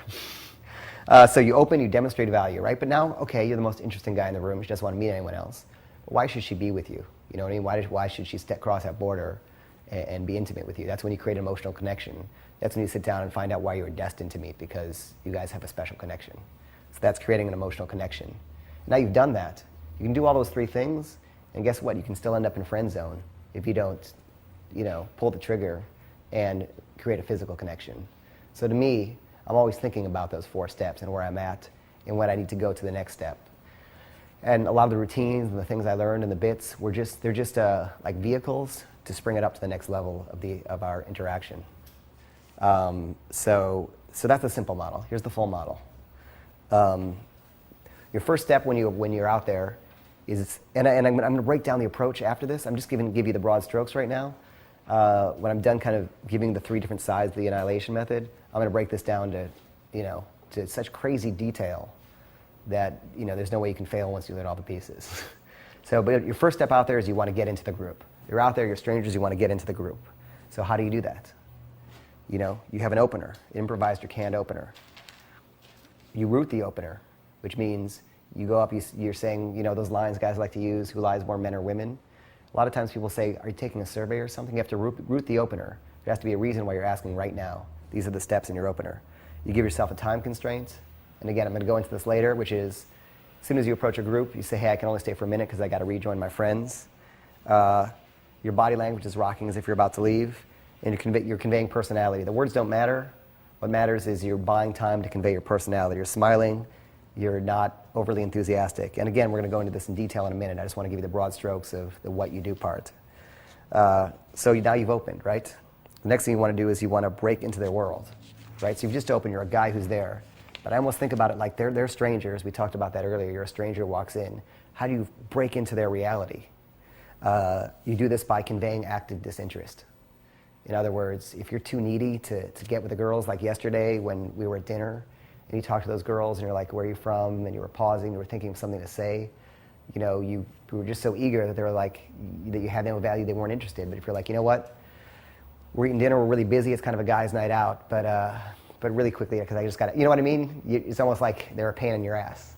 You want to convey that you're just not into it. I'm going to give you a bunch of techniques to do that. But that helps break into their world because you're not so needy to get into it. If you're so desperate to join the club doesn't want to have you. Anyway, when I'm in the group, Like I'm making perceptive or teasing comments that are really about them as individuals. So I'm sort of breaking into their reality. Cold reading techniques, which are sham psychics use these things. And I'll teach you these also. These are ways to say perceptive comments that really seem like you know someone when you don't. Like, you know, you seem generally well liked, but inside you have a part of yourself you hide from other people that you don't show anyone except for people you really, really trust. Well, that's true about all you guys. It's true about everybody, but it seems so detailed. Someone's laughing in the background. So, you know, and challenging. You want to give them hoops to jump through and not jump through their hoops. So you sort of want to, you open the group, you break into their reality.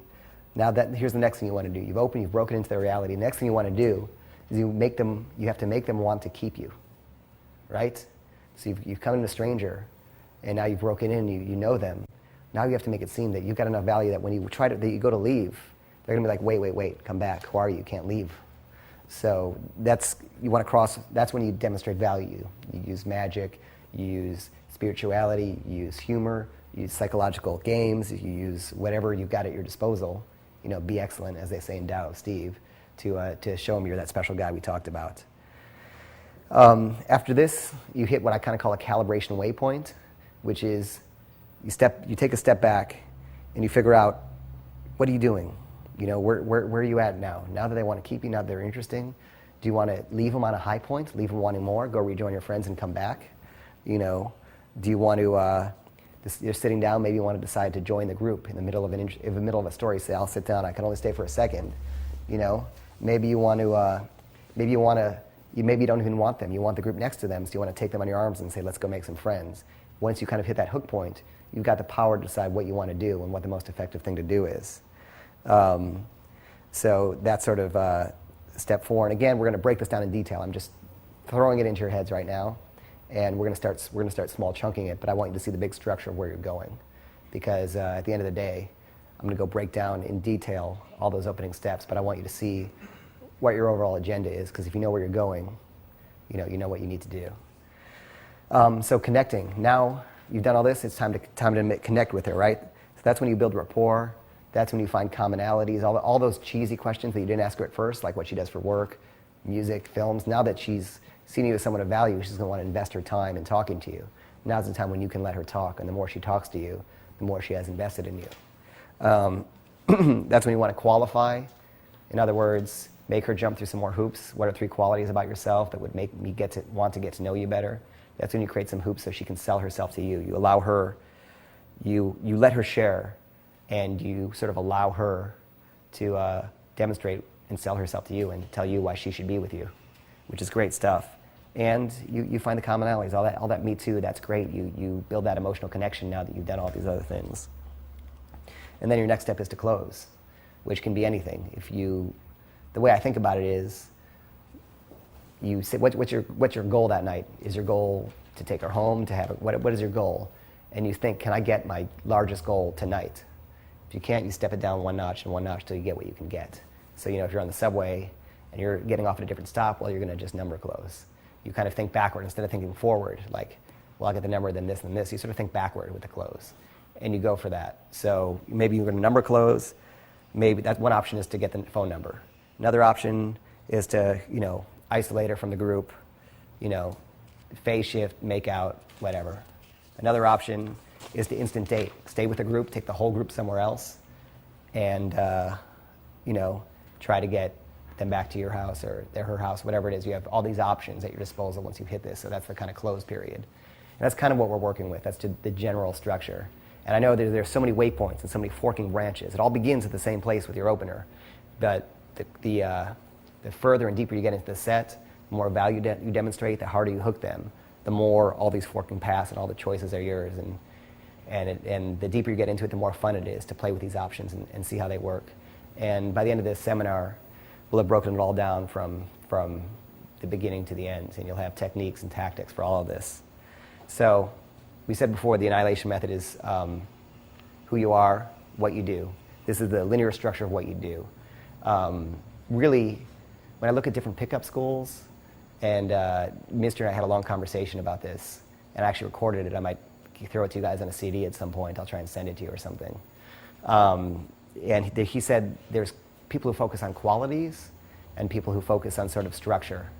Qualities is the Las Vegas stuff, who you are. Those are your qualities. And then there's structure. And all the direct game guys who say you got to have direct game, they're quality focused. And then they think the mystery method people are sort of structure focused. So if you can bring together structure and qualities, you almost have it all. And here's what you're missing, which is when and how you do it. And this is what they call calibration. And calibration is taking the temperature of what's going on around you so you know what to do. Calibration is, when I met you guys, I knew all your nicknames. Like, I just talked to you, right? But I knew that you were Rourke. I knew who you were without ever having seen your photos. That's calibration, because I could match up your personalities and tell a lot about you without ever having met you and know what's up. And even calibration is now discussing the qualities that we saw about each person. It's seeing that, all those things about a woman. Here's the trick, though. With pickup, calibration, you want it always skewed in the on direction. In other words, calibrate, be smart about it, but also assume it's always on. If you have the assumption it's always on, if you have the assumption, as Zan, one of the guys in the book, taught me, everything she does is an IOI, you know what I mean? Assume the sell, assume the close, but also calibrate and be smart about it.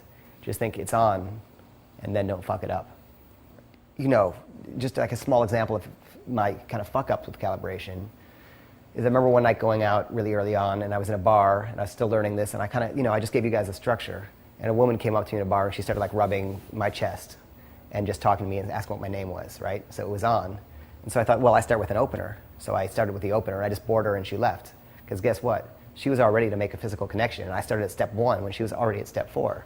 You know what I'm saying? So calibration, because is knowing that if that woman comes up to you and starts demonstrating value, you already have value. She wants to sleep with you. You know, for example, let's say Outback is a vet who works with marine mammals. So if you walk into some place and you're like the reigning expert doctor, and everybody else is sort of your assistants, you don't need to demonstrate value because you already have it. If you demonstrate any more value, you're just showing off. So it's about calibrating and knowing when to skip to the 3rd step or the 4th step and where they're at. And the other reason why routines, I don't recommend becoming a social robot where you're just spitting other people's lines, but routines and these lines are great because when you're using them over the next few days as you learn this, or the next few months as you learn this, as you're doing the routines, your mouth's just moving, you know what to say. Hey, let me get your opinion on something. You've said it 100 times, you know what to say, and as you're watching that, you can be calibrated, and you can be watching, how is she reacting to me? Should I be stepping in closer to her, or should I be a little bit further away? Should I touch her, should I not? Should I lean back? Should I pretend as if I'm about to leave? As you're talking, because your mouth's moving, you don't need to think anymore about what you're going to say, because you spend the whole time, most guys, thinking about what to say, and they're so stressed out about that, they forget, how they're appearing. So you can start practicing that as your mouth's moving with the routines, and it's great. You can adjust that and get the feedback, and see how it affects their behavior. Experiment with standing too close to her to make her uncomfortable. See how that affects her if she steps back. Experiment with standing too far away and see if that makes her come in. And then that's how you learn that. Calibration, the secret to learning calibration is to get feedback. And that's how you get good at calibration. The guys who are hopeless in the field are the guys who don't know how to calibrate. Conversely, the pitfall is over-calibrating.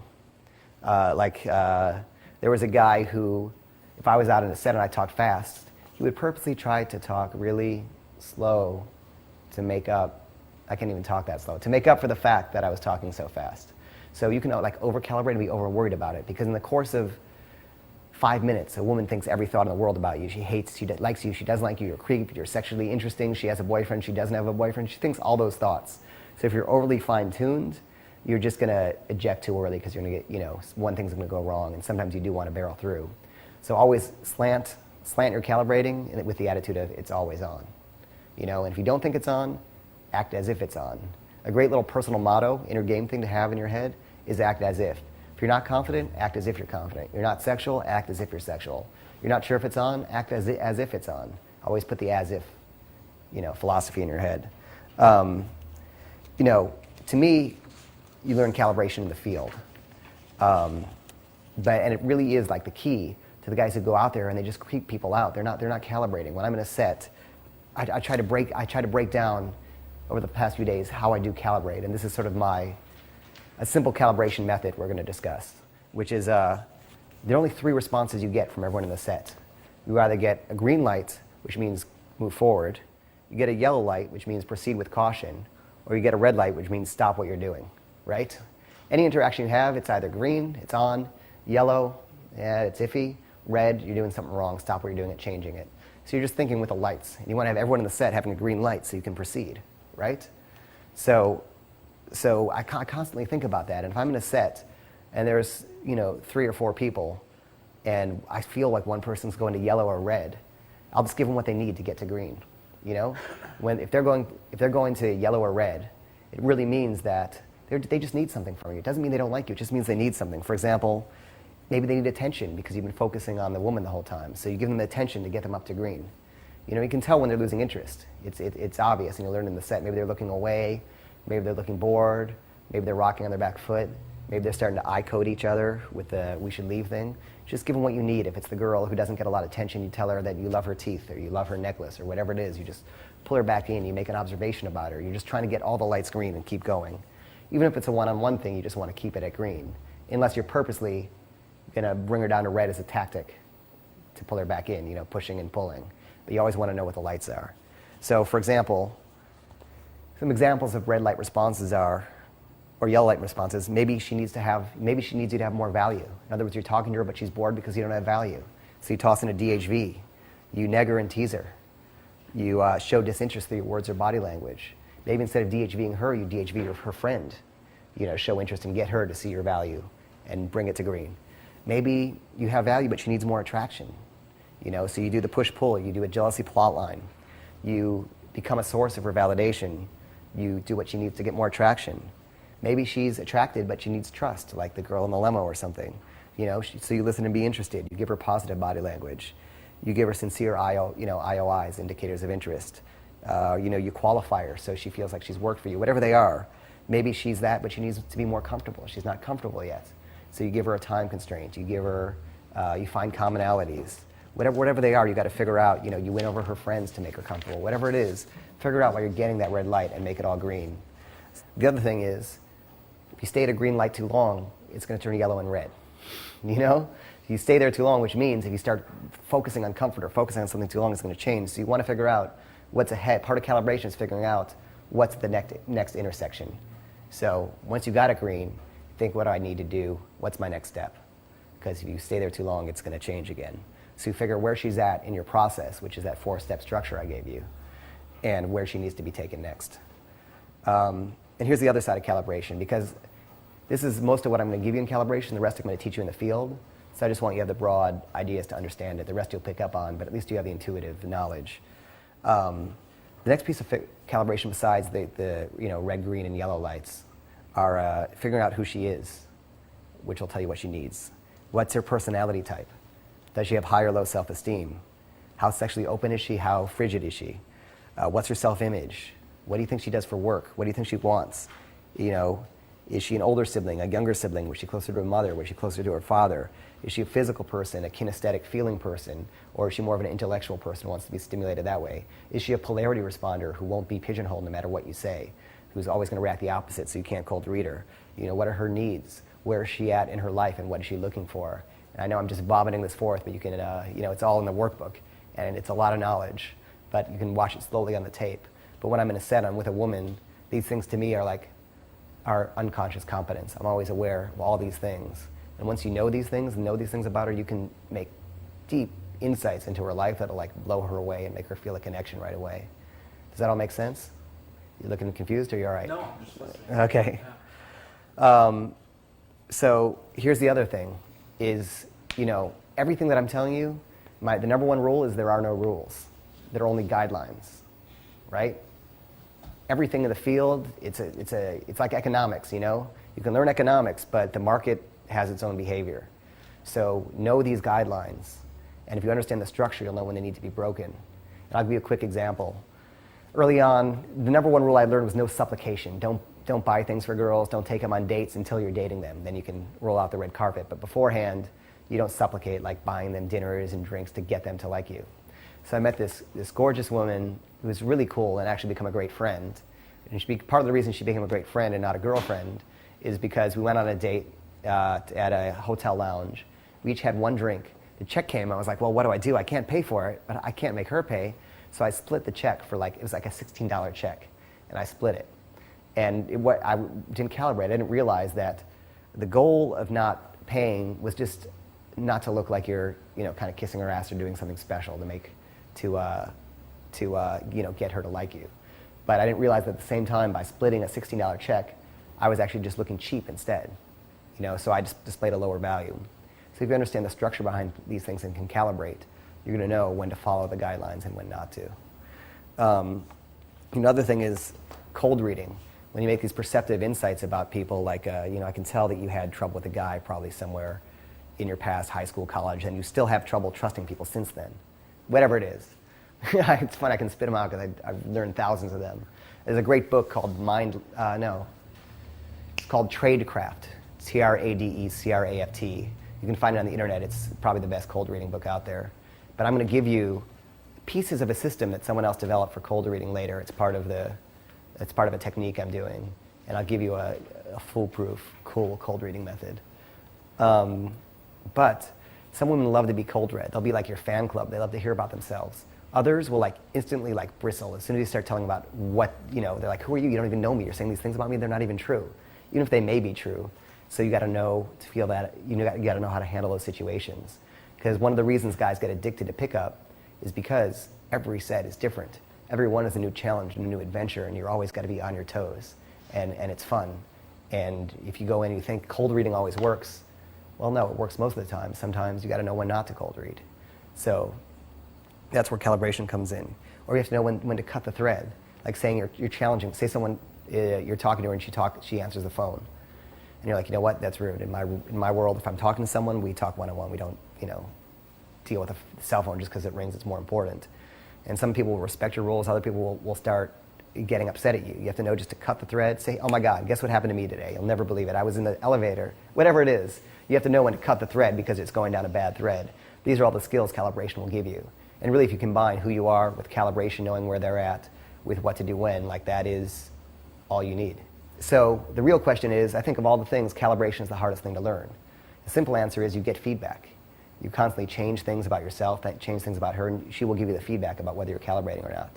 Here's a fun exercise to do, which is go out with, whenever you're at dinner, either with a girl or with your friends, choose a couple in the room. It's best if it's two people, two guys, two girls, a guy and a girl especially. And you and your friend, it's fun on a date. I actually use this as a routine as well as a practicing skill with my friends. We will guess everything about them. We'll guess their life story. Are they on a date? Are they married? Do they like each other? Are they co-workers? What do they do for work? This, and that. We'll develop the entire story for them. And then we'll get the feedback. We'll actually go up and I'll say, you know what, we were having a bet. And not to be rude or pry into your business. Well, a little bit rude. But, she said you were on a first date. I said you guys have been dating for a year. You got to tell us which one is right. We got $1 riding on it. And the dollar's important to her because she doesn't make a lot of money. Or whatever you're going to say. I just made that up on the spot. And then you get the feedback, and then you're going to know when your calibration is right or wrong. So it's a fun thing to do. It's also a great way to meet people also. And we play, like me and Mystery and the other guys I learned this stuff with, we would constantly play these games to stretch our cranial capacity. Like we'd go to a restaurant, or we'd be somewhere, and I'd be like, okay, close your eyes. How many fans are in the room? How many doors? What was the color of the hair of the woman who served us? What was she wearing? And we'll test each other on that till we're trained to be matrix machines that walk in the room and know everything about everyone and everything that's going on. I mean, you're giving yourself superpowers. It's cool shit. And anybody can have them if they practice and they know what to practice. And seriously, man, once you learn this stuff, you'll be phenomenal in the field. You'll be a psychic. A fun thing I like to do, and I'm just throwing out fun routines. I'll go up to a girl and a guy when I'm talking to them. I'll say for fun, both you close your eyes. And I'll ask the girl, what shoes is the guy you're with wearing? And she'll say, well, he's wearing some brown loafers. And I'll ask the guy what's the shoes the woman's wearing, because she's probably spent $600 on her shoes. And he'll be like, I have no idea. And it's a fun game. It kind of tools the guy a little bit. And it's fun anyway, and it helps you make a point. So it's a nice little piece to throw in. All right. You guys cool with the basic ideas of calibration? And to me, these are the broad strokes of a full system for really being phenomenal and getting what you want. And now we're going to get down to the brass tacks. So are you guys cool with the idea of who you are? You're cool with the idea of what to do, the general structure of what to do, and when and how to do it. At least you know what they are and how to learn it. All right, so how do you open a set? What's your opener? The opener I've used is the jealous girlfriend. All right, deliver it. Stand up. Okay. Put your book down. Deliver to... That's a set. Okay. Hey guys, I was wondering if I could get a girl's opinion on something. Okay. My friend were talking. We're waiting for one of our buddies. Okay. And he's not showing up. The reason being is because he got into this big argument with his girlfriend. Okay. And what happened was his girlfriend actually found out that he still keeps in touch with his ex-college girlfriend on a mutual basis. Now, do you guys think it's right for her to get upset about that? Or are we wrong in saying that? Are we wrong in saying that she, it's fine? You guys can role play, but that's good. That's good for now. All right, cool. Have a seat. I'll give you some feedback. No worries. I lost it. I'm usually a little better, guys. No worries. No worries. I made you nervous. I threw it out and put you on the spot, and that was on purpose. What's your opener? Usually try to find a way to nag them by something they're wearing, but lately have been using more the dental floss opener. Let's see you do it. Okay.